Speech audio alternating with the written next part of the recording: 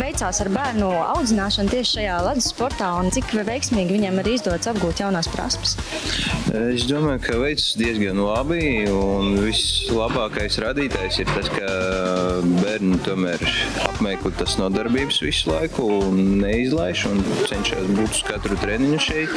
Un kamēr bērniem tas patīk, tad man liekas, ka viss kārtībā un viss notiek tā kā vajag. Un apgūst jaunas prasmes, protams, viņiem izdodas un bērniem izdodas tas daudz vieglāk nekā pieaugušiem cilvēkiem, tā kā viņi ir malēči. Kas varbūt ir tās nozīmīgākās prasmes, ko bērni iegūst šeit uz ledus? Obligāta koordinācija un obligāta veiklība. Un bērni attīstas ne tikai slidot, bet viņi tajā pašā laikā apgūst daudz citas kustības. Kāpēc varbūt jūsuprāt slidošana varētu būt labāka un vajadzīgāka nekā, piemēram, citi sporta veidi bērniem šādā vecumā? Pēdējā laikā diezgan daudz bērni atnākuši slimi ar astmu un visādām alerģijām.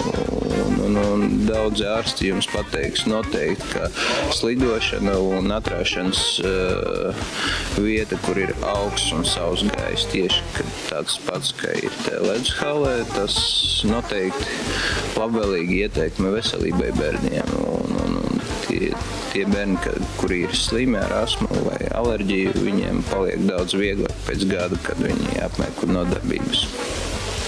Vai jūs kā treneris redzat arī kādu potenciālu, piemēram, hokejistu vai daļslidotāju no šiem bērniem, vai ir kāds īpaši talantīgs? Jā, protams, ir bērni, kuri ir talantīgi un kuriem sanāk ātrāk nekā pārējiem. Un no katra var sanākt labs gan hokejists, gan daļsdotājs, varbūt gan šahu spēlētājs. Un īstenībā to var novērtēt un katru bērnu var novērtēt un saprast, kurā jomā viņš ir labāks. Kā jums patīk slidot? Labi. Ko jūs varbūt esat iemācījušies šeit un kas jums vislabāk patīk? Arī mācamies. Kas tas ir? Plati un ciet kājas.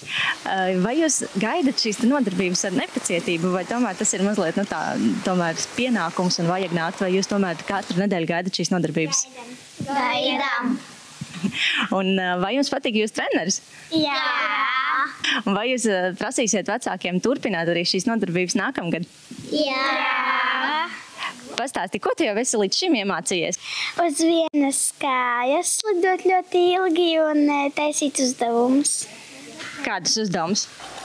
Parasti izklupienus uz vienas kājas, lāstaciņu. Es taisu crossroweru. Sakustoju kājas. Tas ir... Jūs visi tagad to mācāties tā darīt?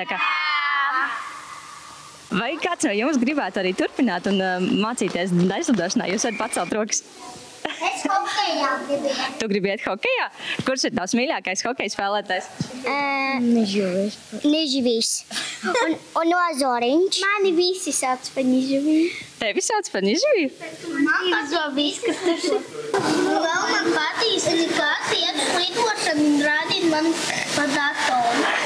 Ir pagājis gandrīz jau gads, kad notiek šie treniņi. Kā jūs vērtējat vispār bērnu attieksmi un arī to, kā vecāki uztver šīs slidošanas nodarbības?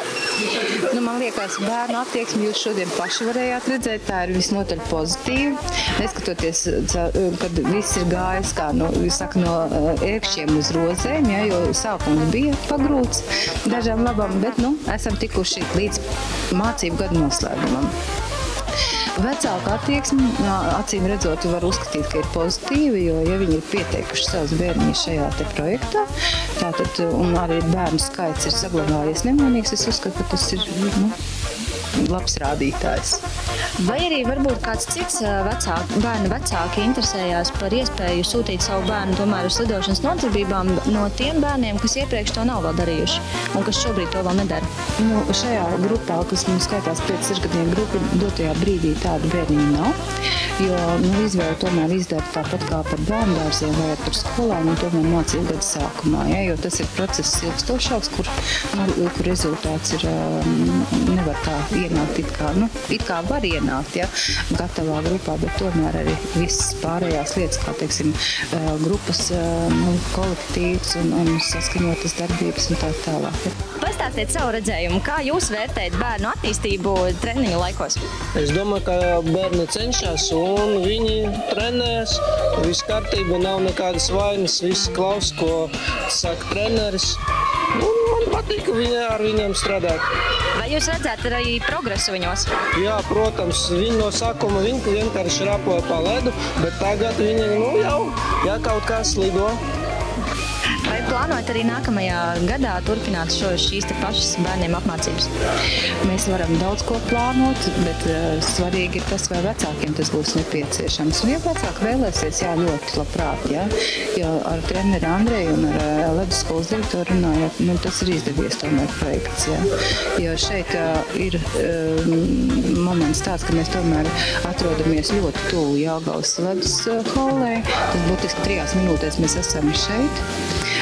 Vecāki sākumā varbūt bija bažīgi, kā tur būs un kā nebūs. Sākumā viņi bija, protams, līdz. Pirmos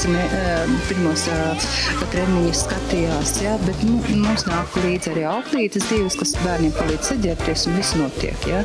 Jo bērnu skaits nav liels, un pie tāda mēs arī, ja teiksim, būs nākamā gadā, gribētu palikt. Tie ir 12 bērnu grupiņā, vienā grupiņā, jā, un skatīsimies tālāk.